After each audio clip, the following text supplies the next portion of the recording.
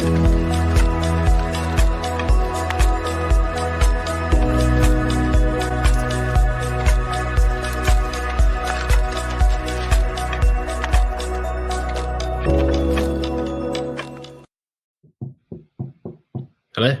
All right. So we are back for influence part 2. There are 6 ways to influence in this book, and we covered the first 3, I think, which were, I think I've got it here. So yeah, we talked about what compliance is, the weapons of influence, contrast principle, reciprocity principle, commitment and consistency, and the last one was social proof. So I think the next 3 are liking, authority and scarcity.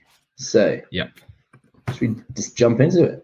Yeah, let's go straight into it. I guess it's probably worth saying that if somebody's coming in listening to this podcast first, they should probably go out and check the first one for an introduction to the book. And we're kind of just going to pick up straight where we left off. So liking. So what we've got here, the levers of liking. We've got attractiveness, similarity, compliments, contact and cooperation, conditioning and association. So should we kind of just work through them one by one then? I think so. But let's just start with the overall principle here. So the principle is, we feel more pressure to say yes to somebody that we know and like. Often a friend doesn't even have to be present to be effective when it comes to persuading. Often just the mention of a friend's name is enough. So physical attractiveness. So I thought the halo effect is quite interesting. So just by being more physically attractive, people give you more favorable traits, like when it comes to everything. So they just assume by proxy you're, more generous, you're more intelligent. What else does it say here? What other ones? Honest, I guess more honest, more kind. Well, you just, you have a lack of information. The only thing you can go off is a visual cue, which is therefore you use the positive feelings to then they almost what's the word? You extrapolate. Yeah, exactly. To other positive traits. I guess that if we are if we can see that someone is genetically blessed to a degree, then we might also assume, and it is based on an assumption, isn't it, that there are other qualities that are also probably quite good. It does make sense. I guess the level of it could be the fact that if they're attractive, they can almost then be seen as more high value in regards to society in general, right? And therefore maybe people just want to be associated people with so-called higher value, therefore you think they're better than they are just so you don't upset them. I don't know. Do you kind of get what I mean? Because you want to be on their best books.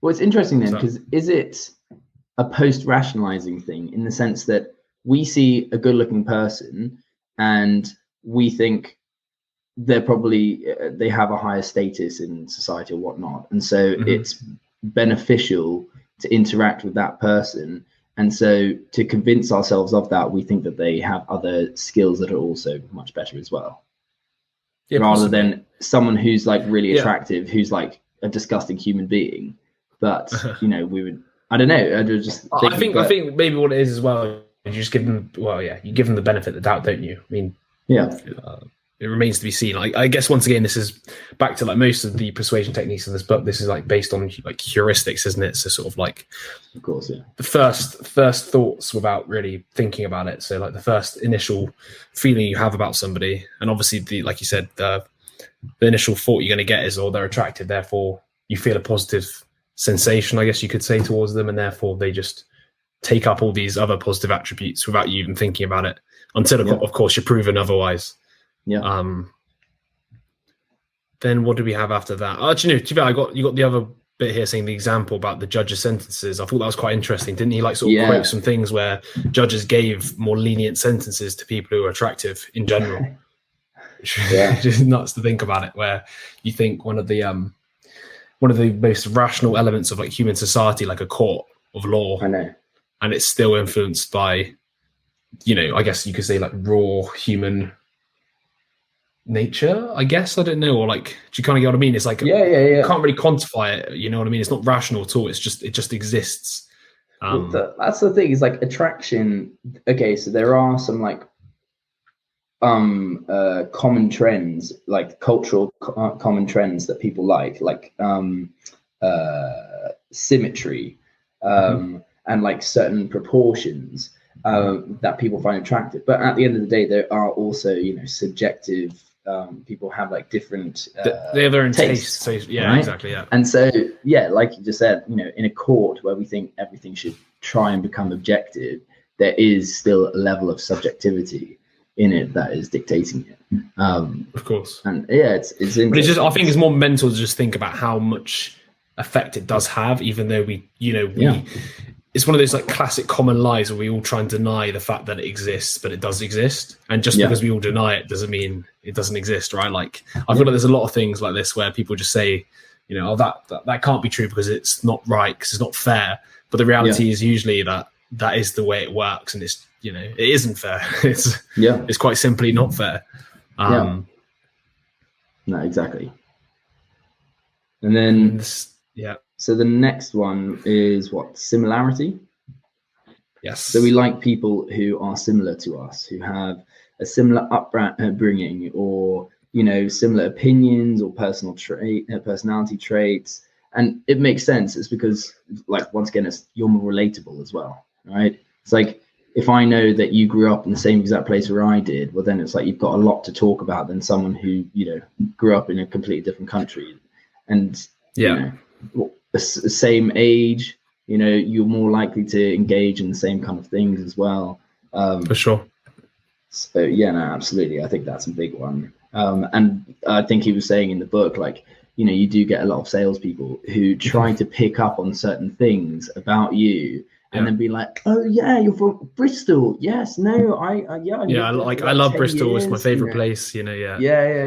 And then you start asking them questions like, whereabouts were you living, and they won't be able to give you a straight answer type thing. Because the more you like them, the more likely they're going to be able to influence you at the end of the day. You got an example here as well with the salespeople about the mirror and matching as well, because that's another thing where you can bring about liking through similarity by like matching somebody's posture. So if they're like, you know, upbeat, you reply with like an upbeat tone, or if they're, you know, seem to be a bit shy, you kind of, you know, cater to that sort of by being shy yourself almost, rather than being overbearing and loud. But the similarity thing is such a classic though, isn't it? Because it's like the first rule of like rapport building, isn't it? Like, what do you do when you meet new people? I think you don't even do this relatively consciously. You're kind of like always looking for like a talking point where you both, you know, you can both add some value, or a talking point which you both, you know, are interested in. Like, I don't know, where you just say like, what do you do? Like, what sports do you play, for example? You might say to somebody you've just met, and then you're just trying to find some common ground, because then at least you can have like a conversation. Because otherwise you're just, you know, speaking about things you don't care about, or speaking about things you have no idea about. So, but it is interesting, like coming back to the mirror and match thing, because okay, you can intentionally do it, but I think we all subconsciously do it as well. Like, you know, we want to fit in, we want to be able to like engage with others, and a lot of the time you see it when people do like cross their arms, other people cross their arms, or they lean on something and someone else leans on something. It's like, I think it's definitely, if someone else opens up, they do it automatic. Like, it's absolutely. I don't think a lot of people act consciously when they do the mirroring. I mean, obviously, don't get me wrong, there's some people who probably do this stuff like consciously for the intention of manipulation. But I feel like anybody who is socially adept, I guess I would say, is probably doing it automatically without even thinking about it. Whether it's, you know, trying to find some common ground when they're having a chat with somebody, or like just mirroring them. Like, to be fair, sometimes I don't know about you, but I don't know if you're in like a social situation where you suddenly like become aware that you're mirroring somebody, or you become aware that you're doing it, but like you didn't think to do it, right? Like you're not thinking, like, for example, let's just say, you're scratching your thing now. I know I'm doing it now. It's just to copy you. But for example, if somebody was to rewatch this video, there could be times where we're both doing exactly the same thing. Oh, mate, and whether or not like it's intentional, I would assume that it's definitely not. It's just one of those things that you kind of just do because you're seeing somebody else do it, and you react in a way that's just like automatic. But yeah, that was another sort of factor of the liking. So obviously, if you can show somebody that you're as similar as possible to them, they're more likely to like you, funny enough. Absolutely. Then what do we have here? We got compliments next. What do we say? We tend as a rule to believe praise and like those who provide it, often if it's clearly false. I mean, that's actually kind of true in a way, like this whole like flattery thing. I think like people are a sucker for flattery regardless. Of course, unless in my head, right, where it's so wrong. Obviously. Yeah, wrong, so like obviously not a compliment. Like so, like maybe if you have like a really low self-esteem about something specific, and then somebody compliments you on the thing that you like lack, then you're gonna almost be more so almost can be interpreted as like taking the piss out of. Exactly that. But I guess the main point here is more often than not, people just like compliments regardless, even if it's as long as it's remotely true, I guess you could say, then people are going to take it probably in a positive manner. And I guess I wonder if it's like not really about the actual compliment, but about the giving of the compliment that people like. Do you know what I mean? As in, like, if it is something that isn't really true, it's exactly right. It's showing you that you're like signaling to them that like you're here to like be friends rather than be nasty. Like, I'm here, I'm going to give you a compliment because I'm just showing you that I'm like. I don't know. I value you or something, or like I'm trying to be friendly with you. Okay. But I always used to have a problem if like people gave me a compliment. I felt almost, and once again, it goes back to the reciprocity kind of. I was going to say obligated to pay one back. You're obligated to pay one back, but then I hate to lie, and I don't want to just say one for the sake of it because then it sounds so just like banal, like wrong. So. You're in this situation where you're like, thank you, you too, and it's like it just falls. The you too is a classic. Oh man, you too. It's like, God, I used to like, to be fair, I don't really like now, but I hate getting like a compliment. I just don't know how to deal with it. Well, I guess you need to practice just saying thank you, I guess. And just being confident that you don't have to reciprocate. I guess it always classic is you can go for like an item of clothing or something. I don't know. Like anything that like you respect, I'd be like, But then what I find funny is like when you're looking for the compliment to give, and there's just like that kind of pause. Can you imagine you're afterwards? Nice top. Nice nostrils. It's like really bizarre. Fucking weirdest compliment. So that was the compliments one, and then the next one is contact. I think this is kind of also like familiarity as well. Yes. They gave like an example of what was it like? Coming into contact with something and familiarizing ourselves with it can influence our attitude towards it, and our attitude matters because we attribute positive or negative attitudes towards something. And they did like an example, I think it was, where they showed like a face, and they do a lot of these kind of like psychological studies. The face one where they show it to you for like a split second, so you can't consciously take it in, but your brain has seen it, and so it has like an inclination towards that one when they're shown like two different faces, and one of them you've already been shown before, and you show a liking towards the one that you have, but you can't consciously remember it because you didn't consciously take it in. So I think we are driven towards like familiarity. Absolutely. Yeah, for sure. That it reminds me. I don't know if it was this book. I want to say it was, but it could have been an Age of Propaganda. Maybe they were talking about a study where they showed English people like some random looking word. It looked like, oh god, the butcher, it looked like Croatian or something. Something where the letters just don't go in the order that they do in English. Yeah. And I remember the part of the study was saying that the people who were showed that word before then got showed two words that were similar, and they picked the one that was most like the one they saw before because of the familiarity, right? Like, they felt more comfortable. Like the question was something like, which one's a real word? And because they'd seen it before, they then was like, it was that word. And think about how silly that is in terms of like reasoning. Just because you've seen it before doesn't mean it's a real word. Yeah, like, you could be reading absolute gobbledygook the first time, but the fact that you've seen it once means you think it's more real than the other one. And that's a bizarre sort of way our minds work. And it ties in with the whole, like, what is it, the availability heuristic in a sense, isn't it? It's like, because what you're familiar with may not be right or the right thing to like choose if there's a decision that needs to be made at the end of the day. And it's like, same thing that Goebbels used to say. It's like, if you say it enough times, it becomes true, because it's like you're so familiar with this thing that it almost overshadows any other possible option, unless you actively give conscious awareness. I guess it's like it is a level of like confirmation bias as well, though, isn't it? It's like a level of like, the more you see something, the more you have to believe it's true over time. Like, I mean, if you look at some of like the bad science stuff, and you know, like I've seen people criticizing stuff like vitamin C, which has become commonplace for like autoimmune, like common cold fighting. Yeah, apparently scientifically there's no proof of it, but because it's been repeated to us again and again and again, and all we see is marketed packages or pictures of vitamin C next to an orange, and all of a sudden we believe this thing is like healthy, and you know, and I don't know enough to even pass a judgment on it. But what I'm saying is that's how easy it is. That repetition and familiarity over time breeds to this point where it's apparently undeniable. It's like hearsay to be like, oh, vitamin C doesn't work, because we've just become so accustomed to it. I don't know if you saw in the news recently, it literally was the last 2 days, it was a literature overview and debunking of depression being a chemical imbalance of your brain. So it's basically saying there is no proof that depression is actually a chemical imbalance of neurotransmitters. So like the common belief is that like a lack of serotonin causes depression, but basically it was like an overall. Once again, this could equally be wrong, right? But it's just so interesting that something's so interesting that they're like questioning the prevailing wisdom, which has been propagated so much in the world to the point where now people are taking tablets for serotonin to treat depression, etc. Yet it might be wrong because the theory that underpins it could have been wrong since the beginning. And because we're all so familiar with it, nobody's willing to like. You know, like, for example, I'm sure if anybody who's listening to this now who really like believes it is probably thinking, fucking, this guy doesn't know what he's talking about, etc. Right. And that's the level of it, how familiarity like breeds this, like, you know, I was going to say dogma, but like belief in stuff just because you've seen it so many times that you can't possibly believe that it might not be true.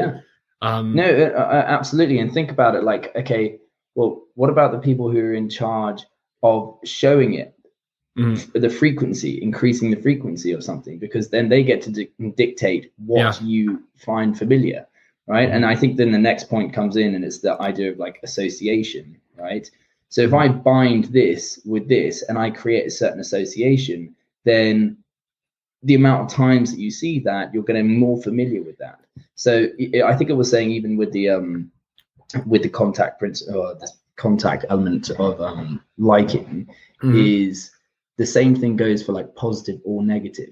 If you're introduced to a negative association or a negative thing, so like if somebody gives you bad news, it just gets worse and worse, right? Specifically with this liking stuff, though, isn't it? It's like if somebody gives you like a bad experience or somebody gives you bad news, this is like the classic like parable of like not being the messenger when it comes to giving bad news, because you could then get the associated bad feelings and you're not liked because of it. And who gets to create the association, and then who gets to present it over time? And it's like, you know, I was watching this documentary recently, and it was about psychedelics, and it's based off Michael Pollan's The New Science of Psychedelics, the one that I read like this a year or two ago, something like that. It was really good, 4-part series. Just watch it at some point. But they were talking about the war on drugs, and just like the fucking bullshit science that went into like backing it, that it was like a terrible drug and it was killing people. And you know, they would like, there was like a news program, and it was like showing a brain, and it would like holes in it, and it was like, this is what drugs does to like a person. And then you had like a neuropsychologist, like, if there were holes in that person would be dead. It's just like it's like blatant bad. But the thing is right, you're taking this drug, this psychedelic thing that's a fucking plant, and then you're creating this negative association, be like, this, it kills you, it does this, blah blah blah. And then it's just repeated on and on and on, be like, drugs are bad for you, the war on drugs, constantly bombarded for fucking 30 years. And then it takes someone to be like, actually, this is bullshit. Maybe like, not. And it has been bullshit for so long. I mean, another classic example would be the classic, what was it, the balanced diet food pyramid type shit that they created ages ago, which apparently, you know, was repeated so much that people actually believed it. Just like breakfast is the most important meal of the day. I feel like the best, like the big red pill, is it red pill? We see the truth is like when you start realizing a lot of these are marketing efforts, not scientific efforts. And there was people who wanted specific actions who were basically deciding these things, like you know, the people didn't want drugs on the street, so they created really negative associations with like psychedelics, just because I guess they didn't want, I guess, loads of people just mass doing it, because it's quite easy to access, especially if it's plant-based. But I mean, to be honest, we'll get more into this type of stuff in the next book. Have you finished Age of Propaganda yet or not? I'm like 2/3 through. Okay. And then I'll write up 9 notes over the weekend. I'll finish it like tomorrow. Because they have some good points on this sort of stuff as well in terms of like mass media communications and sort of repetition and things like that. But yeah, I guess for the continuity of what we were saying before, in terms of like liking, this idea of contact is obviously the more you become familiar with somebody, the more likely you are to like them. And then in regards to the association stuff, it's more like what associations is this person giving you? Like if it's a negative association because maybe you're not doing an activity that maybe something goes wrong when you're with this person, you probably would then hold some sort of negative valence towards them because of the fact that you were just in their proximity when something bad happened. What else do we have here? Absolutely. And it makes sense. It's like if we want people to like us, right, we create a positive association.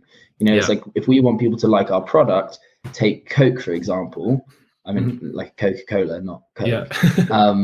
Although it probably worked for this as well. But, you just have like half naked women on a beach and everyone's having a good fucking time, right? So then you associate good time with Coca-Cola. Oh, I guess also on the point of the liking there, that persuasion there is, they hijack the fact you like some of these models, or for example, if they use celebrity endorsements, they hijack the fact that you like the celebrity to use that association with their product. So like, I look up to this, sporting hero, therefore they're using this product. I associate this product now with them, and they have, they've taken that sort of liking association you have, and now you want that product more. Yeah, and it makes sense. It's like, and you have these huge sectors of businesses that are purely just for finding like trends of what people like these days, because they need to stay on top of it. They need to know what's the next biggest thing that people really like, because we're going to create an association to that. And I think it talks about that in Age of Propaganda in terms of like linking it with like a cultural thing at the time, like what's really big culturally at the moment, right? And it's like if you link it to that and everyone's on board with that at the moment, then it's it's the winning lottery ticket. So associations, that's a big one, I think, for like making, increasing liking and influencing people to like you. What else do we have here? So we just touched on that. So it's like associating with an image, so associating with like a winning team. I thought what was interesting is that like it doesn't have to be logical either, the association. It could be fucking bullshit. Like realistically, why would Coca-Cola be linked with half naked women on a beach? And, it doesn't make sense. But there was one with like McDonald's and some sort of like sports team, and you just think, how do these go hand in hand together? This is like fast food. It's like the opposite of like health. You're associating your product with like health. But I mean, even Coca-Cola actually, it has like smiley people, sun, enjoying summer. Health, the best life. Yet you're literally drinking. I say that as I'm literally drinking like a zero sugar one. But like, it's literally drinking poison. Like it technically, if you like think about, does it do any good for you? Probably not. So it's probably not. How does maybe got a bit of caffeine in it that you need, but that's probably Does this have caffeine? I assume this one does as well. Must do. Yeah, it does. But it is funny. And once again, it's like comes back, and I think this is the case with all of these kind of influential principles, is that to override it, you need to actively engage your like cognitive brain, to actually think around it and be like, well, actually, wait a minute, Coca-Cola doesn't equal half naked women on a beach. I was going to say, but it's very hard to do that, isn't it? Because you just don't care incredibly enough. Hard. You just don't care enough to just want to catch people out, do you? You're like, exactly. And once again, I wonder if it's like once you have the association there and then you have it. So let's say, I've never had a Coca-Cola before, and then I see that ad. So then I go and have one, and then I don't need that association anymore because I like the product. I've had the product. Do you get what I mean? So it's like the association is kind of like, it maybe adds to it, but realistically, I buy a Coke because I want a Coke. I don't buy a Coke because I think I'm suddenly going to end up on a beach. No, but I guess what it does is it associates those like pleasurable situations with the Coke, and then you kind of like associate, I guess, pleasure in general with Coke, which I guess is what it does anyway, because it's when you sip it, it's obviously pleasurable because And our perceptions of things are always enhanced by loads of different things. I was going to start adding in the fact that like I've always thought Coke tastes really good when you're like in a really hot environment and it's freezing cold. Or if you're hungover, I've always found Coke to be a bit of a lifesaver. So like there is context where it's even like enhanced, let's just say. But what I think we're on to the last one of the liking now with cooperation. In fact, this one, if I remember it correctly, was really quite interesting with the two separate camps of boys. Did you pick up on this one in terms of like they had two camps of boys? If I remember this way, okay. Oh yes, if I remember it correctly. They had like two camps of like boys, like an American summer camp, and they basically made them hate each other, didn't they, originally, by doing games against each other, like we vs them, to the point where they were like actually attacking each other. And I remember them saying something along the lines of like, "Oh, I can't believe you've done this experiment," like to the point where like they were like brutalizing each other, being really, really mean or something like that. And they're like, "I can't believe you created these monsters." And then they managed to reconcile these two camps that were like sort of, basically hated each other by creating a task which they both had to come to, both teams or both camps had to come together to solve. Like a common goal. And I thought that was really fucking interesting. Like that is like, if you think about it, that's what sometimes we miss, as like, I guess you could say in America specifically, but some countries miss. They don't have like a unified common goal. They're just they're too busy fighting each other as like different camps rather than thinking maybe like, I guess this is what people think maybe global warming might do, which is like unify people together against a common enemy. You can't really call it an enemy. But basically the point being, like even if you hate somebody, the act of working together builds liking to the point where I believe at the end of the experiment, when the two camps left after doing the activity together, they were like friends. Like from literally going to like hating each other, fighting each other, to friendship. It's quite an interesting change just through having a mutual objective they had to achieve together. But it's really interesting because if you make each other invaluable, if everyone's invaluable to each other, then it's in your interest to make things work, right? But then also it kind of ties in, I was just thinking now, kind of ties into that whole Jordan Peterson idea of like playing the game of life. Like life is made up of multiple games, and if you just try to win, then you're never going to be invited back. And so you want to win. An element of competition is good, but not to the point where it like not when it's win at all costs. Win at all costs type and mentality, right? I think they even talked about that in like, wasn't it like a classroom? And it was like, they were talking about like is important, but like you should always try and make everyone kind of on the same team to this to a degree. That was it. So it was like, because the academic competition in general is just like everybody's competing against each other for the best grades, and they were saying like there's a new way of teaching where it's cooperative teaching. I remember I did write a note on it, but I think it said here the task then is to not eliminate academic competition, but to break its monopoly in the classroom. Exactly. Fine, that's it. Like give another like a way of doing schoolwork. Like so you have obviously your individual exams, but also group work, which takes up, I mean, obviously that's such interesting enough. They do that at uni quite a lot. I don't know about your experience, but mine was like, I can remember it must have been even like 20-30% group work and only 70% actual individual work, which I thought was quite an interesting way, because obviously it brings you together to achieve a specific goal. But I guess it's an interesting way of thinking about it, because at school I can't remember anything that was group work orientated which involved an actual credential, right? So like there was never, I mean, even there was those science ones. Can you remember where it's like do an experiment, but they weren't group work. That was individual, which is also an absolute joke. But I remember that. I just remember a teacher, like, walking into the room, writing the answers on the board, and be like, I'm just going to leave for 10 minutes. I'll leave the answers on the board. Like, oh, fucking hell, that's our education system. Jesus.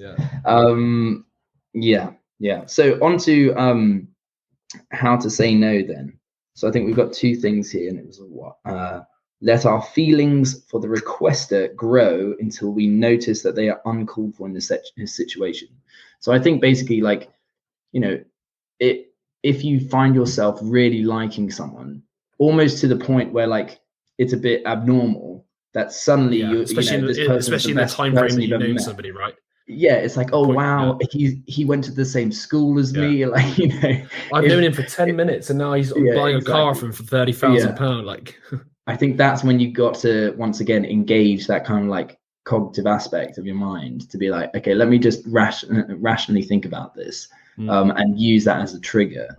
And then what's the second part here? So use our awareness that we have undue feeling for the requester to remind us to keep separate our feelings about the requester and the request. Yeah, focus on the merits of the deal. I quite like that, and it makes a lot of sense. It's like we are, you know, it's very hard to always be in this focused, rational like mode.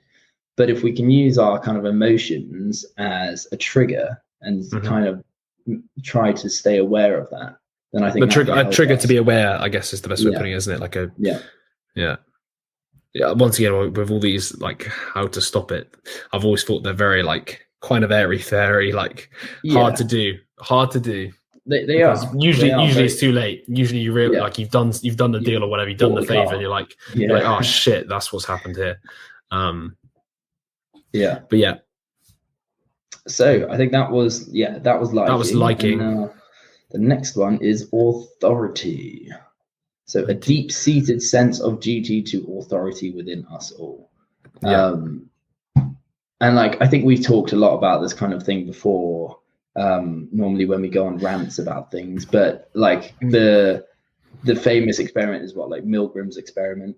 Yeah. So this idea that basically people were brought in to do this experiment and they were told that they were going to be reading out some words and that a learner had to learn the words, and if they didn't get it right, so if the participant would be reading out the words, and if the learner didn't get it right, then they would get a little electric shock and I think it started at 15 volts and went up to 400, which is obviously lethal.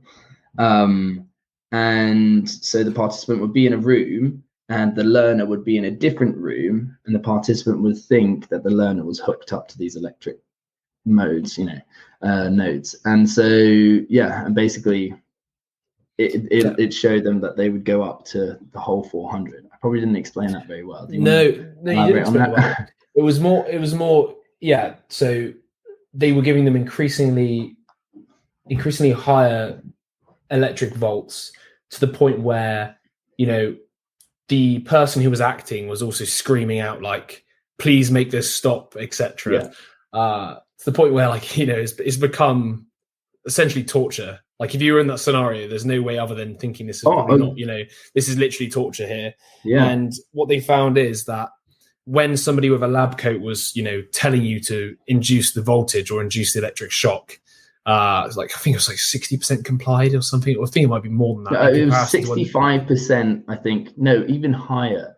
Went above 300 volts. Yeah, which I remember trying to look into this and see whether so for me the caveat would have been like, it depends who is giving the volts. Like if you're a truly ignorant person, you might realize, might know that 300 volts doesn't, you just might not know that that's like lethal.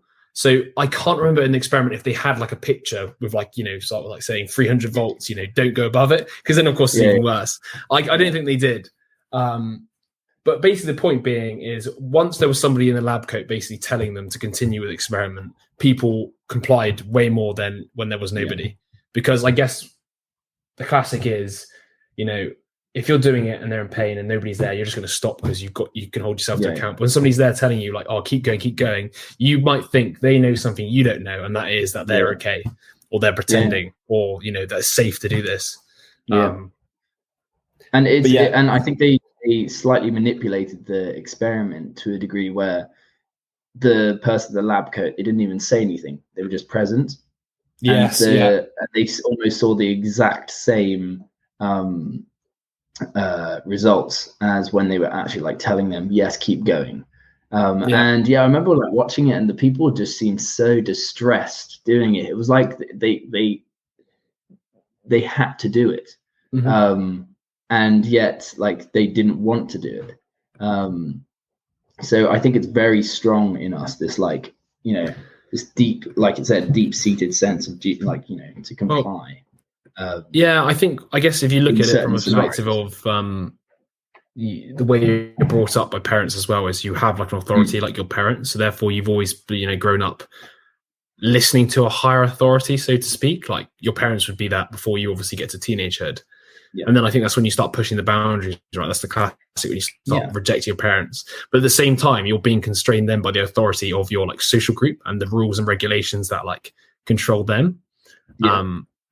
I guess then there is a massive need for authority in general, because otherwise there'd be anarchy. If there wasn't a few people top down who could tell you what to do in certain scenarios, we'd all be a bit fucked, so to speak.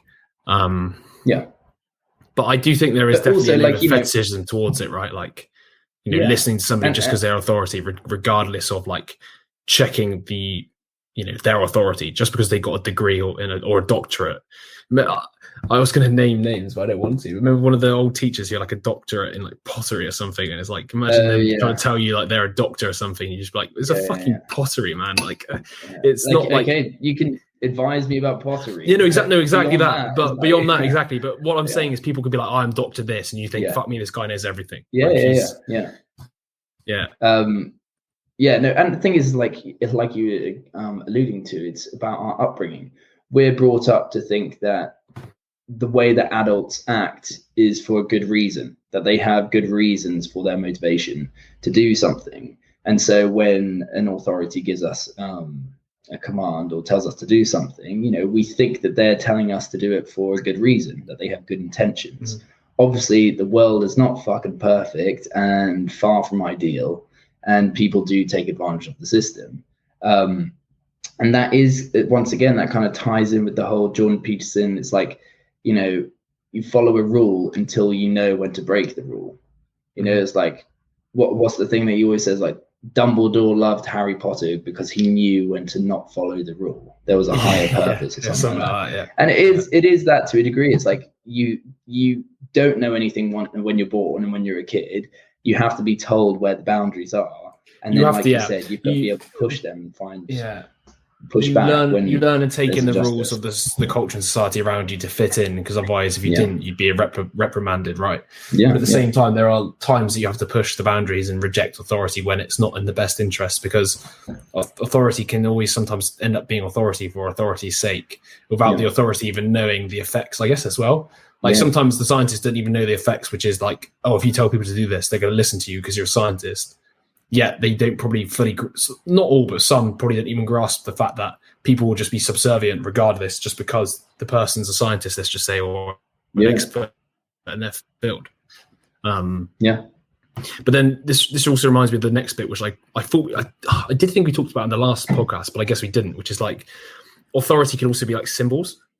Like it can be more abstract than like an expert. So like I think you were talking about really interesting, like, in fact, because we definitely talked about this before, because I was talking about like turning up in like a police outfit and people just like abiding by you. I think we did talk about it last time. But anyway, this idea that, authority can just be the clothes you wear, and by proxy, people just assume. So, for example, if I put the associations to them. Exactly. If I put on a lab coat and a stethoscope and start walking around offering medical advice to people on the street, I guarantee people will be like 10 times more likely to trust me than if I walked around with like broken t-shirt, like looking like homeless, essentially. Like, do you know what I mean? Like, which one are you more likely to believe if they came up to you and gave you random medical advice?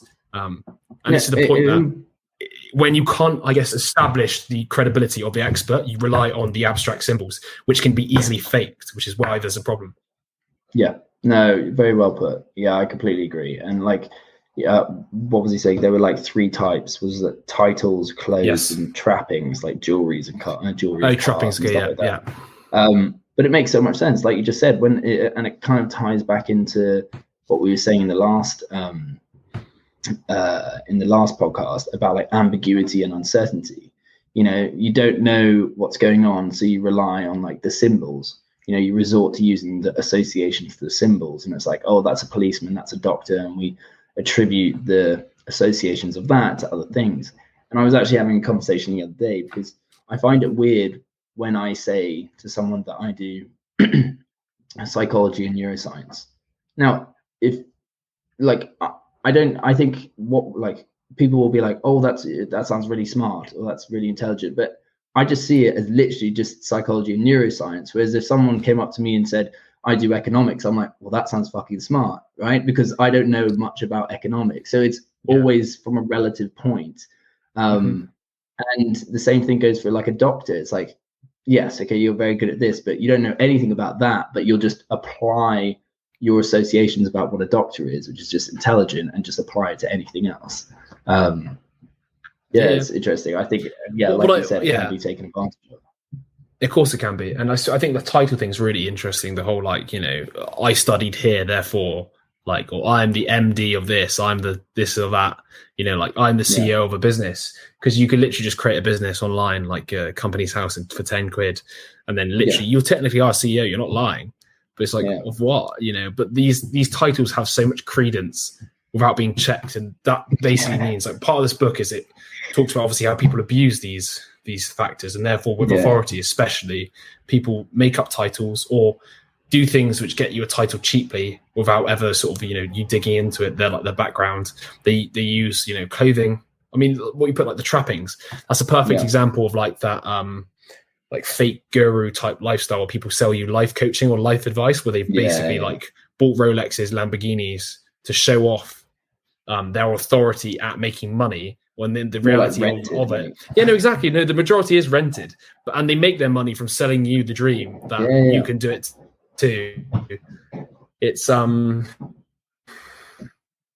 fascinating, actually. What I found really fascinating as well, when you think about the authority stuff and stuff, like, I remember, what was that movie? What was it? What was that Netflix documentary about the it was like shipping, it was in the sea, it was like they were killing animals to, like, for food. It was, did you ever see it? It was all about the trade of fish and how we're like overfishing. I can't remember the name of it. God damn it. Somebody's listening probably will know it.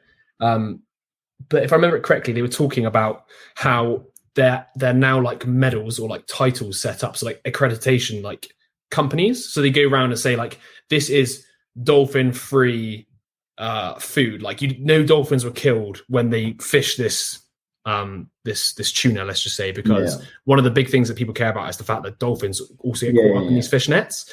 And then you look into it and you realize the company who's giving out these accreditations makes it sound all fancy and like they actually do the work, but they don't. They just, like, they literally ask the boat, oh, hey, did you catch any dolphins today? They're like, no. And they're like, okay, cool, sick. We'll put, like, do you know what I mean? It's literally that bad. God. And then they occasionally might go on the boat, right? They occasionally might send somebody out to actually adjudicate. But everybody knows when you're being watched, you change your behavior. So all these fishing people will obviously change their behavior if somebody's on the boat, like, auditing them, right? But the point being, like, we then give this authority to this seal of, like, no dolphins were hurt creating this food. Yet the realities behind it are that it probably isn't that effective, and that's just kind of just like, it's just there for the image.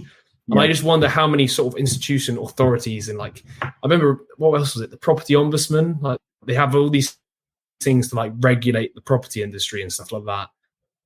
Yeah. All this stuff still goes on, and stuff gets reported to them all the time, and they don't do, from what I've seen, much. They might do occasionally, I mean, on the bigger stuff, but it just reminds me of, like, you know, you can have this, like, title and authority, but the realities behind it aren't so tight, so to speak. No, it's interesting because there are like two sides to the coin, aren't there? It's like, you know, we hope that everyone is, you know, that the authority figures are acting in a just way, but also we don't like to take on responsibility, and it comes down to that whole, you know, I'll say it again, the plausible deniability. It's like, of course, I'm not to blame. They can all point at each other as like, oh, but the times I've audited them, they didn't kill any dolphins, therefore, you know, as far as I'm concerned, I did it correctly. I can't, and I do get it as well, because there's a level of, like, it's the classic, like, government dilemma, like overstretching, too much control, too much, like, checking, too much verifying. Because if you verify too much, nothing gets done. Because you have to be like, oh, you sent this person money. Like, I have to check why you sent this person money. But at the same time, when you don't check all the time, it's rife for fraud. It's rife for, you know, lies, deceit.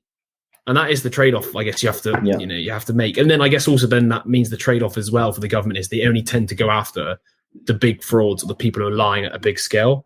And that is why, I guess, with these like dolphin, let's just say people, they're not checking every small fisher's boat. They're probably checking the bigger companies because that's where it's more likely to be rampant. But still, it's, I guess the best way to put it, it's just messy, isn't it? It's always going to be messy. It's always going to be messy because there's always like a fundamental dilemma. Conflict of interest, you could say. It's like, well, do I trust the authority or do I not? It's like a perfect soldier is someone who doesn't speak back and just does what he's told. Of course. But then, then that goes to shit when there are fucking war crimes and people are left to do, it's like. Yeah, this is interesting, like why the, I think Peterson talks a lot about the sort of like trust in institutions is waning. And the institutions you could think of as like the old guard of authority. Yeah. And there is like this point where I guess if you lose complete faith and trust in the authorities, then you have anarchy because there's nobody. Yeah. If you can't trust somebody else to tell you the solution or what's gone on, then everything technically is not. Everything's a lie to a degree. That's what authorities are telling you. So and then you just act in your own benefit because then you end up with like chaos and anarchy because there is no authorities. Which is the slippery slope into that, I guess. Yeah. Yeah, it's and actually like it's the whole police thing. It's like a necessity. People it's a necessity for social organization. Yeah, it doesn't make sense. It's like, yes, okay, you will always have injustices, and it's not right, and it should be improved. And things do go awry, and policemen do kill people. But you get rid of the whole. If you paint everyone with that brush, and you get rid of the law enforcement, well, I can guarantee you it's going to be so much worse. Yeah, no, 100%. People forget that, like. They just they only see once again like the classic. They only see the bad rather than the good. But that's probably something we could touch on with the Age of Propaganda again because they do talk about that where it's like what's heavily publicized dictates what people's reality is. So if you see more obviously errors done by police rather than I guess like it's the classic, isn't it? I think I was saying this the other day to Tom. If the police and everybody doing the job correctly, you don't see anything. Yeah, because nothing's happened because they've done their job. But when something goes wrong, you see it. And therefore you have this massive like bias towards the police being bad because you only ever see their mistakes and not the fact that the majority of the time they work very well. And that's why you don't see much crime. We see less crime, right? It's the same thing goes for like, planes that crash. It's like, where would you ever hear that like today the plane landed and everyone was alive? You're never going to hear that. I'll give you another controversial one. Amount of people who survived on COVID versus how many died. If you were counting how many people had it and survived, how do you think? Like, imagine reporting instead of how many deaths, but how many people survived. Yeah, it frames the whole conversation as well in a completely different way. And I'm not saying that people weren't fucking dying from COVID. I'm not saying that at all. I'm just saying if you framed it in that different way, you're looking at it in a more like a just completely different way, isn't it? It's like instead of deaths, you're focusing on how many people have survived. And you're like, okay, that's millions and millions. Oh wow. Yeah. My sister's boyfriend, he went into hospital. What was it like a couple of weeks ago because he had a cut in his foot and got sepsis. But while he was there, they did a COVID test and he had COVID, and they were like, "Oh my God, he's got COVID." And it was just like, it was exactly what we were hearing like during the lockdown. It's like someone gets hit by a bus, but they were like told that they had COVID 5 minutes before, so they died of like that was. It contributed. It's like, man. Oh no. But it's just how it's framed, and we always look at the negatives, don't we? That's kind of how we're programmed, anyway. We look of course. Well, we're looking for this. The problems, the stuff that's out of the ordinary, captures our attention. Yeah, exactly. Cool. So how to say no on this one? Yeah, you go. You go ahead, mate. So. One protective tactic we can use against authority stages is to remove its element of surprise.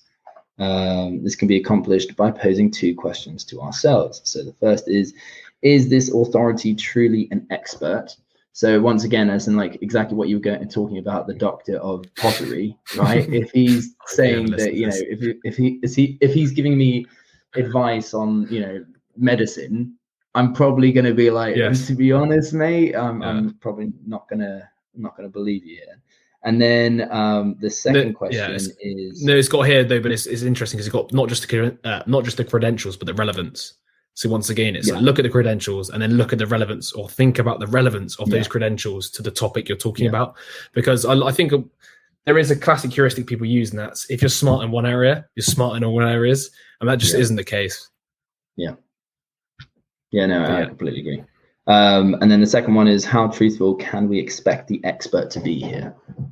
And that's interesting. It's like thinking about like, well, is there any incentive for this person? Exactly. Why are they saying what they're saying?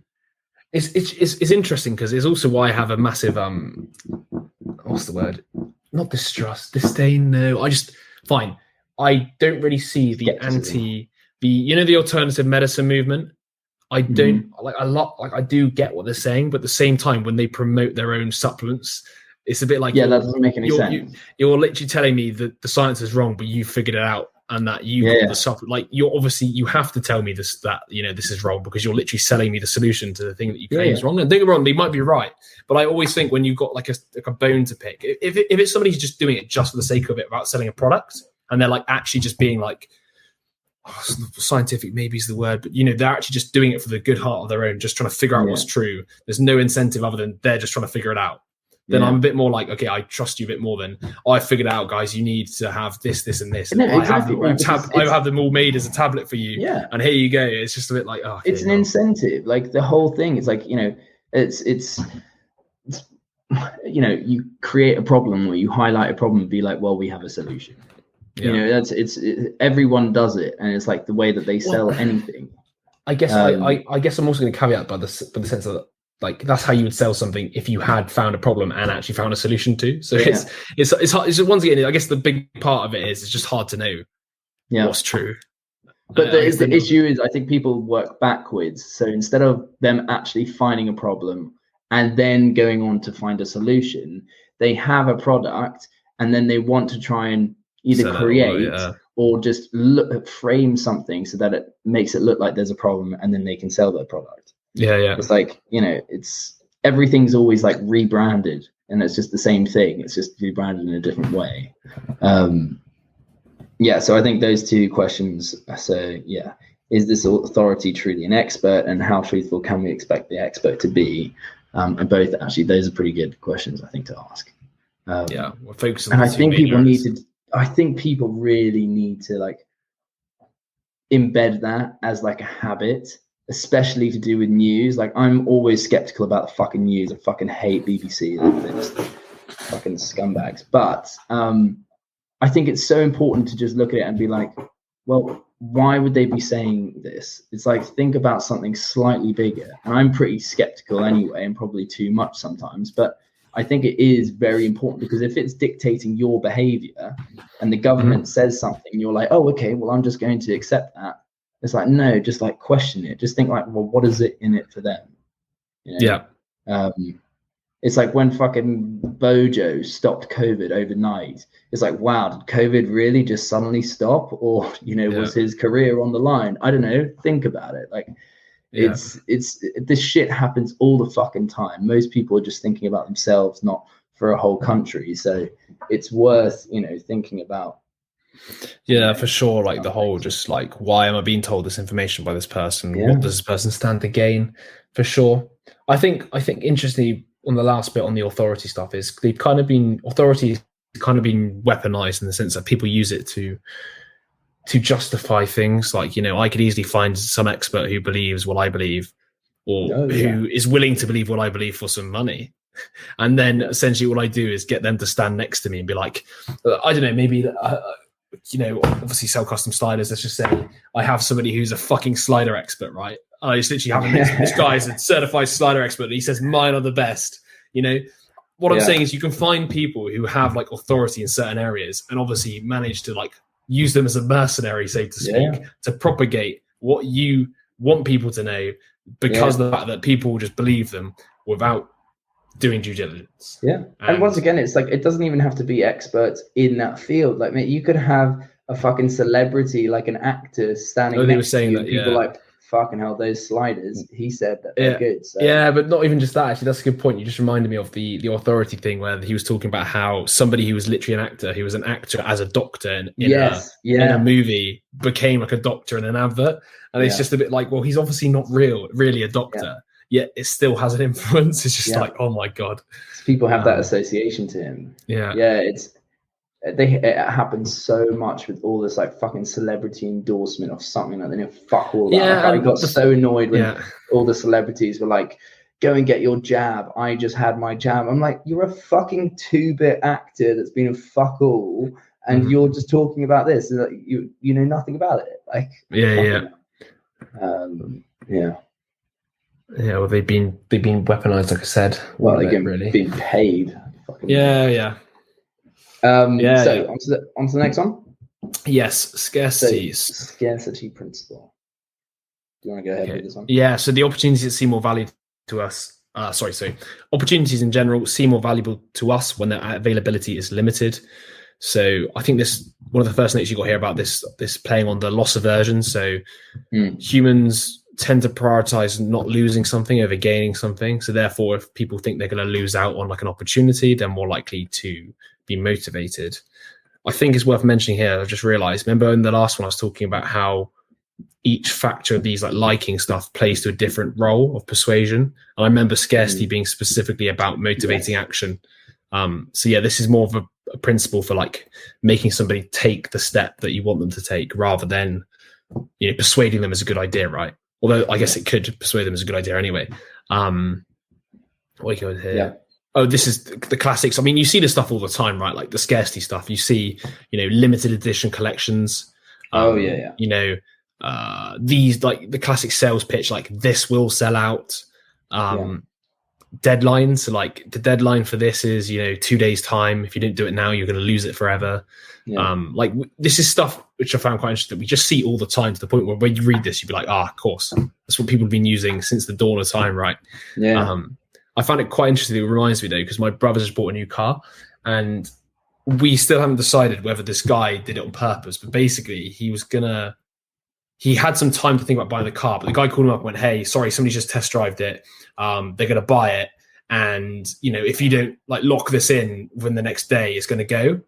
And he did have a call about it. And I was just saying to him, like, realistically, it's probably not going to go. And they probably have more than one model. But, if you're going to get the car anyway, just go for it. Because the thing about that is that's what do you call it? Like, it's a dilemma because if it's true, you miss out on what you want. But so you have to go. And it's the risk that you're willing to take, Yeah. And that's a classic example of how people use it, right? Oh, you wanted this, but somebody's here right now and they're about to buy it. Do you want it or not? Like that's that. I didn't think there's a more urgent thing than somebody literally calling you to tell you, by the way, like it's gonna go. So you fucking, you got to decide now. That's high pressure tactics, but it works because you bought it. So. It does. And like think about it from like an evolutionary perspective, is less when there's less available, and you can kind of perceive it as being like more in demand. And so more in demand is like mimetic behavior. If everyone's buying one, or maybe there's a reason why everyone's buying one. And so you want to be part of that crowd because you want to be part of the group of society or anything like that. And so I guess it does show value to a degree, because it's like he mentioned something to do with like imperfections and how like what's normally considered like rubbish, right, is when it's like scarce, people are like, no, that's valuable. And we see that quite a bit. It's like, like things from 50 years ago that people like, they're not even that great, but like people will buy it now because it's like a rare item or something like that. I know what you're talking about, the imperfections. I remember I'm trying to think of examples. Like I feel like there's been like an art, like a paintwork that's been replicated and then like slightly wrong, and everybody's like, that's the one that's slightly wrong, and therefore it's like more valuable because it has like a spec. I love that like heuristic though, isn't it? It's the classic like, because there's less of it, because it's more unique, it's more valuable. It does make logical sense, but and I wonder it's just if amazing it also, how much we believe it. I wonder if it also ties in with like if you were foraging or something like that and there was only one thing left, what is it worth not getting it? In that kind of a sense, because you may not come across it again. And if it adds value to your life or to your status or to multiple different things that would make you more likely to have a mate or some bullshit like that, then maybe we're more likely to go for it. And we justify it to ourselves. Yeah, maybe. I don't remember if we talked about this in the last podcast, or I just feel like we've talked about this before. Maybe it was might have been on Conflicted, but it was talking about like how you can make information scarce too. Can you remember when I was talking about how you're like, you can persuade people by just saying this information isn't available to everybody. Yeah. And it makes you more inclined to want to act on the information because you think it's scarce and not known. Yeah. Whether or not that's, me trying to sell you a course on, my know-how of doing something specific, like how to, I don't know, set up a business. I could be like, only I know how to do that the way that I've done it. So you then assign extra value to my knowledge because I'm the only one who knows it. Or the reality is everybody has their own unique knowledge. So it's a bit like, well, everybody technically has that. But then it was also, and I can't remember if it was this book, it was talking about how you can influence buying habits by basically saying to somebody, like, I've had inside knowledge that the potatoes in the future are going to be in short supply, and therefore people are like, "Fuck, everybody's going to know that soon, so I better get ahead of the curve." Yeah. But that it's was interesting, really because the information doesn't have to be accurate; it just has to be scarce. Scarce. And another thing is like, think about our information or our news and everything like that. People will believe the things that are less likely to have gone around. Because they extrapolate that kind of rarity, that value to it. I think it was Age of Propaganda. I was going to talk about, like, there was a quote, something like, a lie spreads twice as quick as the truth because of the fact that it's, it can be framed as like you said, a scarce bit of information. Like, not everybody knows this, but this is going to happen. And then once you hear it, it's like, fucking hell, it's like a secret. Nobody else can know it. So then you tell everybody because it's a secret, and then everybody knows that it's just not true. Yes. I wonder if that's how people get their stock to go up. Yeah, no, for sure. No, 100%. Like, and they bet on it first. Well, you can. It's meant to be illegal to, by the way. That's like part of. I can't remember the name for it, but people it's like, fucking do it on Twitter all the time. Of course they do, but you can manipulate it quite easily. But yeah, the point is, you're not meant to, like, because you're right. Because you could basically go, I work for this company. You can get all your executives in the company to tell their friends of friends that they've had a really good, really good quarter. And be like, oh, hey, everybody, like, we're going to have the best quarter ever. All their friends tell other friends, and all of a sudden everybody's like, oh, there's a little secret this company's going to do unreal. And all the while, the company execs are just offloading their stock. Yeah, exactly. That is illegal, but it's like, how do you catch it? But how do you Especially because it was a friend of a friend of a friend. But this is classic where people don't fucking write stuff down. They'll just do it in like a pub because you haven't recorded the conversation. Yeah. And you can, I'm sure it goes on, like, for sure. Yeah. But yeah, I thought that was I can't remember if that was in this book, though, about the scarcity information. I want to say it might be. I can't remember. I think it might have been Conflicted, actually. I think it was Conflicted, wasn't it? Maybe it was a bit in both, but... yeah. But once again, these books are all like overlapping. Like, they are literally like, there's so many points. The Age of Propaganda is going to be the same as, like, it's like very similar to this. Overlap, mate. yeah.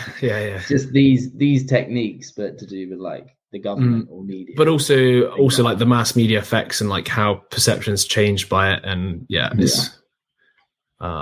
what else do we have here then to finish off the scarcity stuff? I feel like we covered most of it, but well, I guess when you were talking about how this motivates behavior more than the others, another thing that ties in with that is like a deadline technique. So rather than saying, oh, there's only 5 products left, really it's like, well, you've only got an hour to get this. And it makes people have to make a decision and normally rationalize buying it in that time. Which is kind of like what was happening with your brother, in a sense. It's like, they're probably going to come back tomorrow and buy the car. So you've got until tomorrow to make a decision. Yeah, exactly. Like you're giving them a deadline, but you're kind of making it in a way that's like making it look like you haven't made the deadline as well. So they didn't resent you, when in reality he probably made it up. Like, realistically, like my hunch is he made it up, and he's a good salesperson. Like, he's good at what he does, not a good person. But What else do you have here? Competition can evoke emotions that shift our attention away from products. So like, so this idea that when it comes to resources, we are technically in competition. So therefore, if something's in real high demand, I mean, I guess a classic example could be like the PlayStation 5, where nobody could get hold of one. Everybody was like refreshing Amazon, trying to get it. Like that feeling of competition makes people also make silly decisions. No, exactly. And there were, I think, who remember, was he saying that there were two like main time, what does it say here? The scarcity principle is more effective at some times than at other times. And I think he was talking about when something recently becomes less available to us. So what was he talking about? Parents who enforce discipline inconsistently produce generally rebellious children. How does that tie in with that? Don't know why I made that note now. Which one? Sorry, where is it? So things that recently become less available to us, we're more likely to proceed and buy it. I'm just trying to think about that. I remember like writing it down. I just can't remember why I did. It wasn't that point about the children where somebody was told to not touch a toy because he was threatened, and then the other one was told not to do it because it was immoral. I think I definitely think we've already spoken about this one. I think we spoke about it in the last one. I can't remember this. I think it's like let's say I was saying that there's 100 cars available, so you don't really care, and then suddenly it's like someone's bought 98 cars. There's only 2 available, so you're more likely to want a car than if it's just slowly, gradually, like the demand, the supply is slowly going down. So I think one of his points was like, if it recently becomes less available, then we're more likely to follow through. Whereas if it's over a long period of time. And then I think the second one was, what is it? When something becomes scarce because of high demand, it is sought after even more, which makes a lot of sense. Of course, and it's once again you're following. Especially when the demand is visible, so to speak. Like if people can see that things are flying off the shelf, right? Like I would argue that if you went into a supermarket and let's just say somebody really wanted to sell out of a specific product, they remove 50% of the stock. Yeah. And then they just say, and then they put a sign saying maximum 2 per customer, and you'd sell it out within a day, I reckon. Because everybody like, fuck me, why is everybody buying so many of these? I have to get my maximum 2.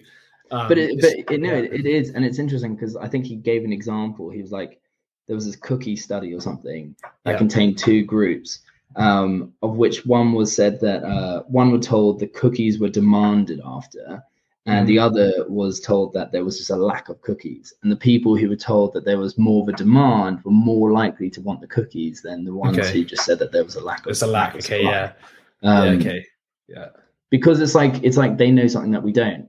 Right. It's classic, isn't it? You like project onto others that there's like a reason for the fact they're acting in that way. Like it was quite interesting because I don't know if you knew, but there's like a mustard shortage in the moment in the world, I think. Well, there's definitely a mustard shortage in France because I know because I really like mustard. All right. But it's funny because I went to the aisle where the mustard was, and it was empty, and that's also what then made me realize there was a mustard shortage. But it's the classic like.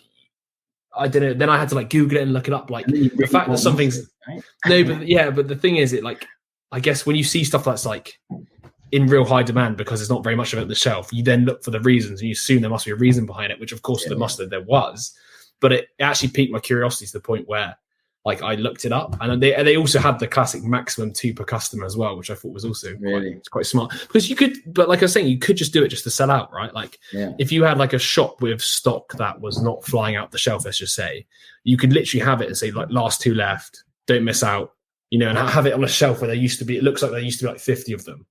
Yeah, I reckon they'd sell immediately because it's that classic. Everybody just sort of looks at it and goes, "Fuck me!" Like, God, they must be like flying out really quick. I need to get my hands on one of those. So, But also think about like the toilet roll situation. During COVID. Like I don't think. Well, there were probably some media outlets that were like, "Oh, you need to stock up, blah blah blah." But everyone was doing it, and even going into a shop, like you weirdly, I didn't buy loads of fucking toilet roll, but I remember going in and being like, "Should I?" If everyone else is buying the toilet roll, right? That's what's the mindset. It's like herd lemmings. Have you ever seen? We used to be quite entertaining watching that, like American Black Friday, shopping centres. They used to have like cameras outside. It used to be just so funny watching them all like beat each other up trying to get into like the shop. And like when they're going to the cashier, people like stealing stuff out of each other's trolleys. It's just like absolute chaos. You see the raw human condition when there's no authority, nobody gives a fuck, and everybody's just like out for themselves. It's pretty horrific, to be honest. Oh my god. Yeah, it's ridiculous.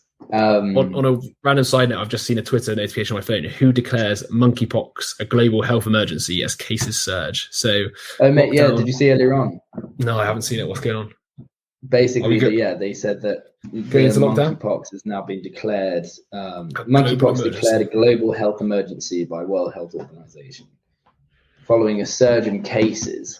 So not deaths, but cases. I don't know how severe it is. Russell conjugation, surge. Yeah. There you go. How many is a surge, right? What is a surge? Yeah, exactly. But how bad are the cases? Classic, isn't it? And where are the cases? And it's like it really frustrates me. The word surge, the fact that you use surge makes me want to throw up in my mouth. Because it could literally have been like double the cases, right? But double from 1 to like 2. And what is a health emergency? As well, right? Like, what do we consider a health emergency? Oh yeah. Fucking hell. Oh yeah. Well, anyway, we're gonna have another fucking lockdown soon. Then that's it. Jesus Christ. Let's move on. We're almost finished, and then I'm gonna ignore Unity because I don't really know it well enough. Let's just go over how to say no. Yes. Use the arousal of these emotions as a cue to prime us to pay attention. So very similar to what we were saying with the liking. So use your emotions as a trigger, and then ask ourselves whether we want the product for a genuine reason, or just to like own it, possess it. Does that make sense? That does make sense. Like, do I want it because others want it? Yeah. If you don't need 12 things of toilet roll, then don't buy it. What happens if you just shit a lot? Well, then maybe you do need it, and then you're buying it for a legit reason, and then that's it. Cool. Yeah. Well, I think that's all the 6 points. So I've got some extra notes down here. So like the actionable persuasion techniques that we're going to take away from the book, and then we can do the classic where we just reel off the sort of some of that. Yeah, lovely. Maybe our top point. Or I try and always go for stuff now these days that are like just maybe something a bit newer, like rather than something we've already discussed before. So actionable persuasion tips. So one of the first ones was to compliment well, and I believe I wrote this down because it was talking about when you compliment somebody, trying to be authentic as possible, and also then I think this links in with one of the one below it, which is using labels to create reputations to hold up to. So compliment well and authentically, but compliment it in a way that gives them a value or objective to live up to. So like, I guess you could say something like, oh, I really love how open-minded you are. In that sense, you've not only just given them an authentic compliment, but you've also given them like an ideal to live up to. So therefore, in the future, they're going to be more likely, more open-minded with you, right? And that literally leads into the next one. So like using labels to create reputation.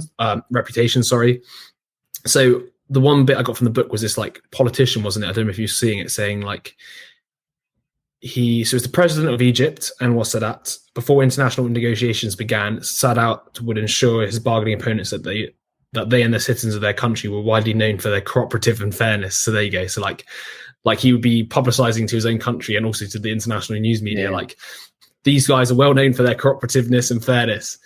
So obviously it's flattery, but at the same time, now these people have to act in a way that's coherent with it, because otherwise they feel, mischaracterized, so to speak. But I found that so interesting because it's such an easy technique to do. And I think it does definitely hold some weight, because the amount of times if you ever get complimented for something, you feel like you have to act up in a way to that regardless. And it's such a weird pull. I don't know if you ever felt it before, but like you do feel like you have to like live up to whatever somebody calls you. And it's such a weird experience, like, because you don't know whether you input that idea in your mind or not, but you just still want to like... It can be so subtle as well. Like I remember literally seeing, so when I was working at my pub, you used to get a couple of wrong-ins that came around, and there was this one guy on a bike that came around, and people were eating outside, and he was like going up to them while they were eating, be like, "Yo, you got a cig?"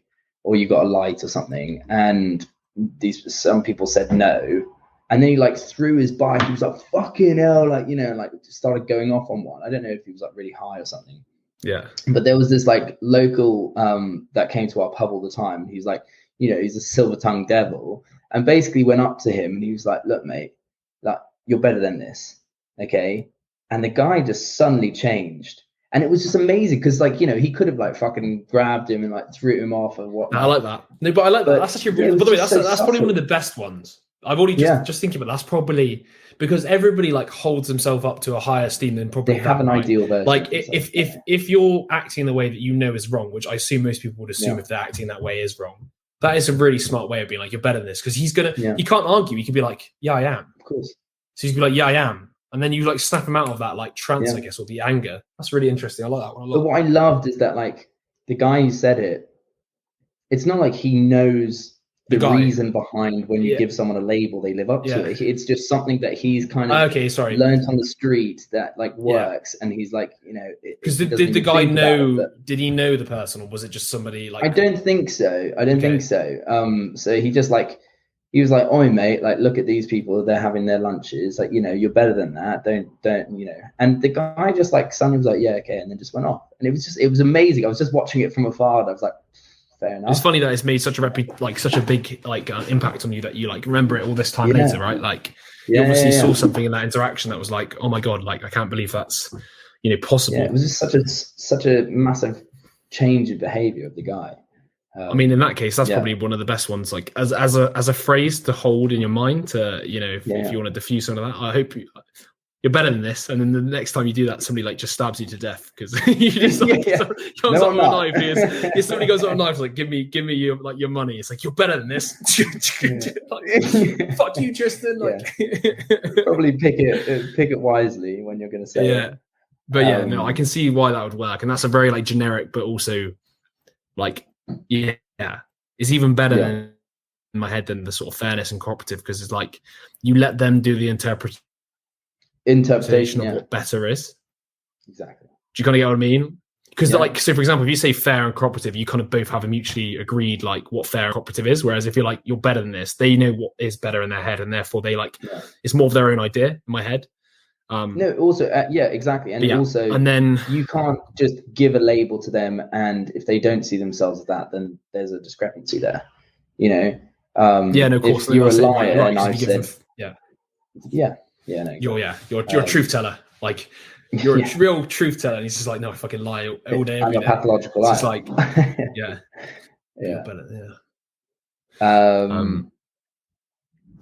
what's the next one? So reference a weakness first.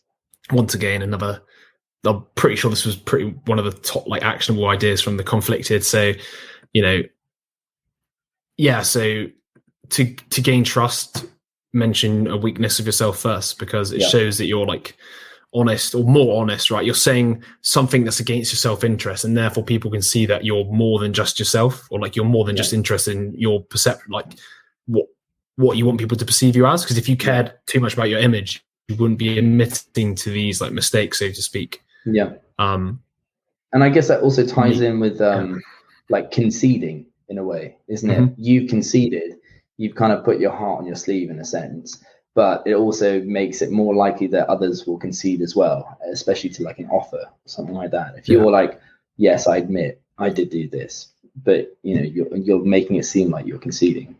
Yeah. Then the other one, the next one, so make information seem restricted. So make information you're about to share with somebody seem scarce. So I mean, another classic way you get somebody to believe anything is, I guess I could be like, oh, I was told this by so and so, but it's like not many people know this. You're more likely to believe it's true just because of the fact that I've said to you that it doesn't want to be shared. It's I don't really get how it works, but there is like a sort of like conundrum there where the moment you say something shouldn't be well known and only a few people know it, people just then assume that it's true just because it's like a secret, because they assume it's like subverting something. I don't know why, but it does make sense, doesn't it? Because the more I think about it, if anybody presented information to me in that way, I'm just going to be more interested in the information. It's, you know, I guess is why how good salespeople always like sell you on something. They'll be like, yeah, you know, I like, this is something I've never shared with people before, You know, that's like they always start it before. They do, this is something I've never done before. Like, you know, this is information I've never shared with my customers before, but my boss has recently let me give you, or let me give a 10% discount to one person a month, and it's you. And you're like, oh, sweet. No, that's so true. It's like, oh, I don't normally do this, but I'm feeling, you know, nice today or something like that. Yeah. I mean, that's less to do scarce information, but like what I mean is you can kind of like, it's always framed in the same way, which is like to gain, like garner intrigue. Yeah. Like, you know, I shouldn't be telling you this. Like I shouldn't be telling you this, but I will because I like you. And it's like, but like also interestingly in the whole, like I shouldn't be telling you this, but I will. There's almost like an inherent, like I like you in that, because you wouldn't do that to somebody you dislike. And therefore by doing that, you almost say like, oh, there's a bond between us. And therefore you're going to like the person more as well, because it looks like they're sharing something with you that they shouldn't be sharing. And therefore they're being naughty. Therefore they trust you. And therefore it's weird how it works, but you can understand just by thinking through how that would work. And you can also perceive it as if they are conceding, or they have a cost in it. Like exactly. A cost of disclosing the information, right? Yeah. Like if my boss found out I told you this, I'd lose my job. Yeah. And then it's like, God, like, but I've told this to everybody, but don't tell my boss.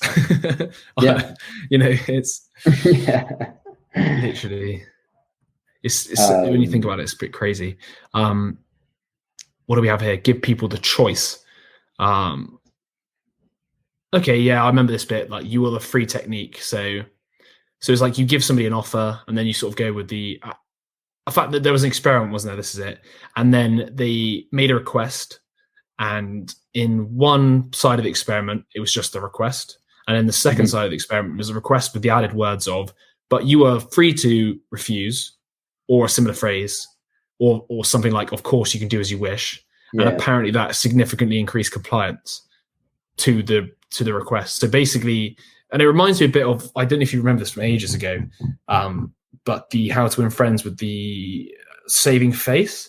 It kind of reminds me of it, because it's like you give them something to get out.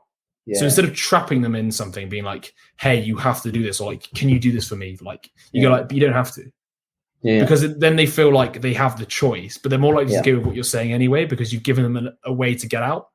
You give them a bit of slack.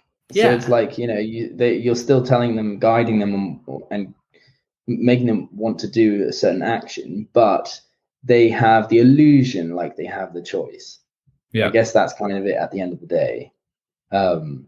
Because otherwise you kind of trigger that reactance theory that we were talking about. Whereas if you feel like a behavior, the freedom to act in a certain way is being suppressed, then you're going to want it more. So it's like, if I say, "Oh, you have to do this," then you don't really want to do it, right? Whereas if I'm like, "It'd be amazing if you did this, but it's totally up to you if you don't want to do it," you know. But then it also opens it up to, like, I don't know, like they then think about it, and I guess they can also then decide when they do the thing you're asking them to do as well. They'd be like, "Oh yeah, you're right. Like I do want to help you, but I can't do it today. Maybe I can do it tomorrow." I feel like that's also what you open yourself up to when you give them the freedom of choice, because then they can like think about when it would work to do the thing you're requesting. Like they have a think like, okay, like he's giving me the option to say no, but maybe I can fit it in my schedule. And then you start thinking, when you can do it. They ruminate on it a bit. Yeah, right? Exactly. Yeah. Like, filter it through their life and be like, okay. Yeah, exactly. No, exactly that. Filter it through their life, being like, you know, how can I possibly fit in this request into like, you know, my weekly schedule? That's interesting, actually. I like because I think because you make them contextualize your offer just for them, rather than just seeing it as an offer, right? It makes sense. No, that's cool. And then what else? We only got 2 more left, right? So get people to take commitments, then remind, okay, so that's from the commitment part of the principle. So get people to take commitments in public and then remind them of their commitments. This one's definitely the more manipulative of the rest in terms of like how direct this one is, but it's like, you know, getting somebody to admit in public, like, I guess, like, you know, going to the pub, being like, you know, you said that you were going to do this. You said that you were going to go teetotal, but you're drinking a beer. Yeah.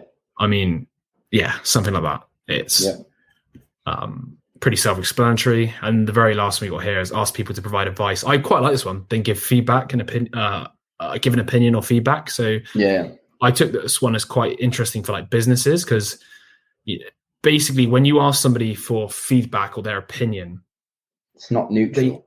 They don't have a stake. So basically, when you ask somebody for advice, they put themselves in like a cooperative mindset of like, how can we make this better? So they give you more advice that's like, or give you feedback that's more like, more like advice in terms of like what you can do better. And like they feel invested in the question you've asked them because they provided something that's going to better it, rather than just saying, "Oh, just give me feedback." That's just generic. There was an experiment to do this as well. I don't know if I put a note on it. That does make sense, because if you're a bit more specific, then they can advise you on that specific. Okay, this is it. So yes, providing advice puts a person in an emerging state of mind which stimulates a linking of one's own identity with another party's. Providing an opinion or expectation, on the other hand, puts a person in an introspective state of mind which involves focusing on oneself. These only slightly different forms of feedback and the different merging versus separating mindsets they can produce can have a significant impact on our consumer engagement of a brand. So it's more like, when you ask for advice, they merge themselves with you and think about it from your perspective rather than, their own. So like, I guess if it was a brand being like, what advice would you have for us to handle our customer service better? They would be more likely to put themselves in your shoes and think about the scenario from your perspective then. Do you have any feedback for us? Which is like, okay, well, you treat him like shit. Whereas if you said, oh, can you give me advice? They'd be like, well, the way you spoke to me wasn't that nice, but I feel like if you came in with this tone. But what it does is it allows them, I guess, in a weird way to be like less self-orientated. I think that's the point. It's more like they merge their own perspective with yours, which I think is that's quite an interesting way of not getting out of things, but like asking people for feedback instead of being like, oh, can you give me your opinion on this? Like, if you were me, what advice would you give me from what I've done? Like, do you kind of know what I mean? It's a different frame of mind. Yeah, no, it is. It's I like that actually. Yeah, it's clever. And that was everything I think I got from the sort of actionable stuff. I mean, there is technically more in there, such as, if you're thinking about the liking stuff and similarity, just, asking questions of revolving, what do they like to do in their life, and then trying to find some similar cause. I guess with the attractiveness, plastic surgery is always an option, or not. And then what else do we have here? Compliments. We touched on it roughly. Condition, contact. If you really want to persuade somebody, try and see them again and again and again. There's plenty of like sort of stuff you can like sort of weave in to be more actionable. Oh, absolutely. I think that's mostly everything that I have. So that's influenced the book. Do you want to quickly go over it, or? Yeah, I think maybe something along the lines of, some of the top takeaways, I guess. Let me just have a quick overview again. So I think one of the top takeaways for me was kind of that thing that I talked about where, which came in the newer edition, which was the fact that these principles can be used mainly for like specific purposes. Such as when you're trying to cultivate a relationship, you use use reciprocation, liking. Obviously people like you more if you cultivate a better relationship if they like you, and obviously if you do them favors, they're going to like you more. Then you've got the when you need to reduce uncertainty in yourself, so like if you're trying to persuade somebody to do something and they need to trust your motive, so to speak, you need to use things such as social proof and authority, and then obviously turning action or motivating action, you use scarcity, and also consistency to remind people that they said something they were going to do in the past to make them act.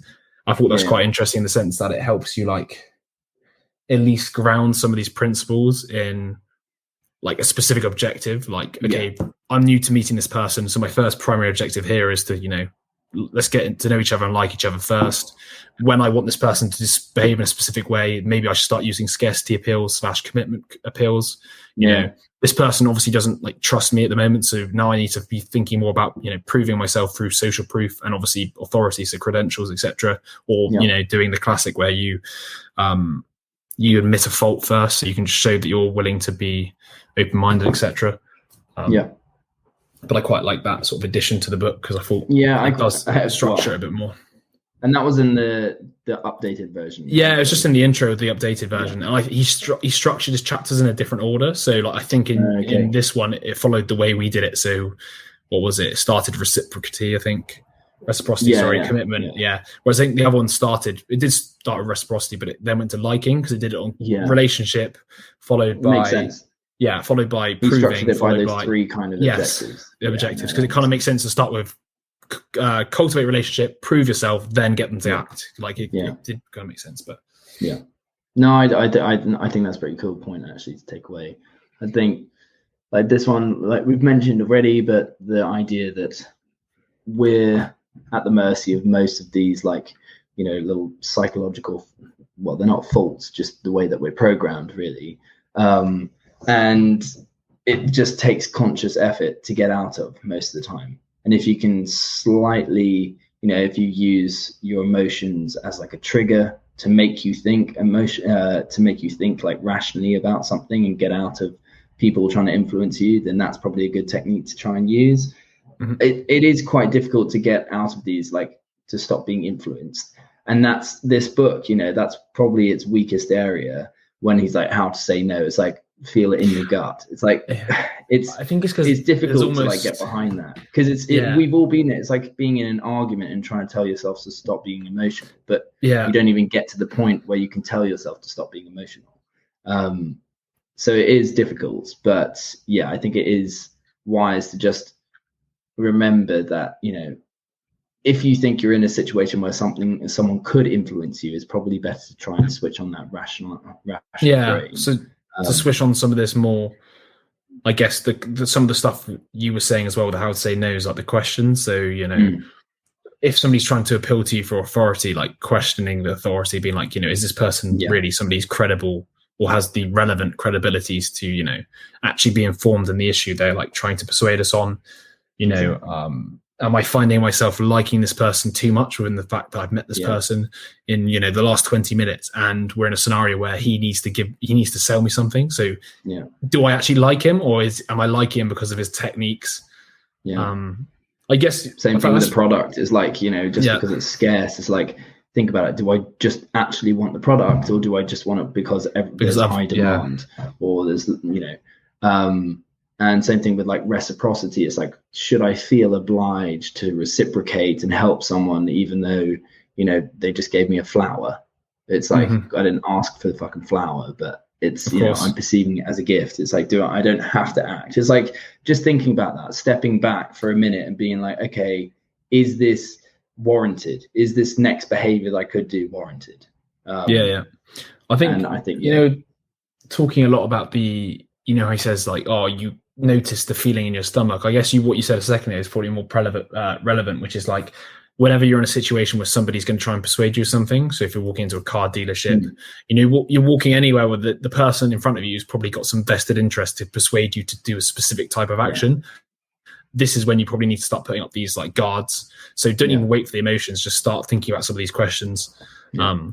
Obviously, like you said, it's way harder to do than it is to actually like use these techniques. So it's harder to reject them than it is to use them, which is almost the part of the book, which is like just trying to bring awareness to the fact that these techniques are so powerful. Because if you think about it, there are really no solutions to these techniques, because the problem with them as well is, are they being used subconsciously, or are they being used, you know, in good faith, or are they being used disingenuously for, you know, in bad faith to cause harm, whether it's financial harm in the sense of making you buy something you don't want, or other ways. And I reckon you could embed that kind of question that he said to ask for under authority, just like, what do they stand to win here? Because you can take that in and you can really just apply it in any kind of situation where someone's trying to influence you. You know, it's like, if I don't want like to say like, oh, you should always be skeptical of people, because you shouldn't. And most people are going to be fine. They're not the sleazy salesman that's trying to take you for a ride. But it probably is worth just always being like, okay, like, what do you stand to win here? You know, because then that puts you in that kind of frame of mind that allows you to just be a bit not so susceptible to these influential techniques. I would say, or I would assume. I'm trying to think if there's other specific things, obviously, because a lot of the stuff we've covered in this has been covered before. I do think, going back to what I was saying a minute about that sort of scarcity of information, I find that just fascinating. The whole, it is, because we never have that like barrier to, like, up in my head. It's very hard to deny somebody. If somebody's saying to you like, oh, I've heard this, you know, it's a secret, like, I'm going to tell you it, to just realize that that's probably one of the best ways, if you're a liar, to to disseminate bad information. Because it just so it's more like being aware that that's actually a very good technique to get people to spread untruth, so to speak, or for you to not even question a lie because they've framed it in a way that's like, oh, I shouldn't tell you this, or like I've heard down the grapevine by somebody specific, and it's scarce information, you shouldn't share it. And it's interesting. I wonder if I'm just thinking out loud here, whether it's relative or whether it's our threshold for what is scarce has increased because the amount of information that we're presented to is loads. So maybe it's because it's like, oh, I can't believe this hasn't come out yet, so therefore I'm the first person to know it, therefore I'm going to get all the credibility for spreading it by being, I knew this before everybody else, I'll tell everybody about it, kind of thing. Maybe that actually is a very good point. I think that could be it, possibly. Well, that's everything I kind of had on this one. Yes, I mean, that was God, that would, in one podcast, would have been a good 3 hour long one, I think, but we got there in the end. Eat your heart out. Enjoy it. Let us know what you think. And what are we doing next? Age of Propaganda. Age of Propaganda. Yeah. And then we're going to move on to habits, aren't we? So that's the plan. Yes, we are. I think we might even do Propaganda by Edward Bernays if you're keen as well at some point. We'll just keep that in the back burner. It's like 100 pages, I think, so it could be one that you read on the side. But Age of Propaganda next. So following on the influence techniques, then we're moving on to habits for cultivating a better self. Something a bit more rosy. Exactly. Beautiful. Perfect. That's a wrap. And that is a wrap.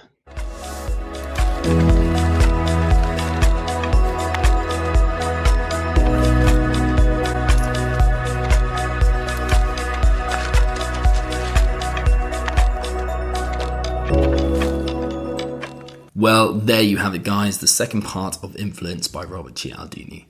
Now, as you can tell, there was a lot to take away from this book, hence the two-part series. So if you fancy implementing any of the actionable ideas, head on over to our website, wisewords.blog, where it shall all be waiting for you. Now, if you liked these episodes, make sure to give us a like, leave us a comment, or preferably subscribe to our channel. It really does make all the difference. Next week, we will be summarising The Age of Propaganda by Anthony Pratkanis and Elliot Aronson, which should be good as it builds on the influential principles mentioned in this book, but more so in the direction of how they are abused on an everyday basis. But until then, have a good one.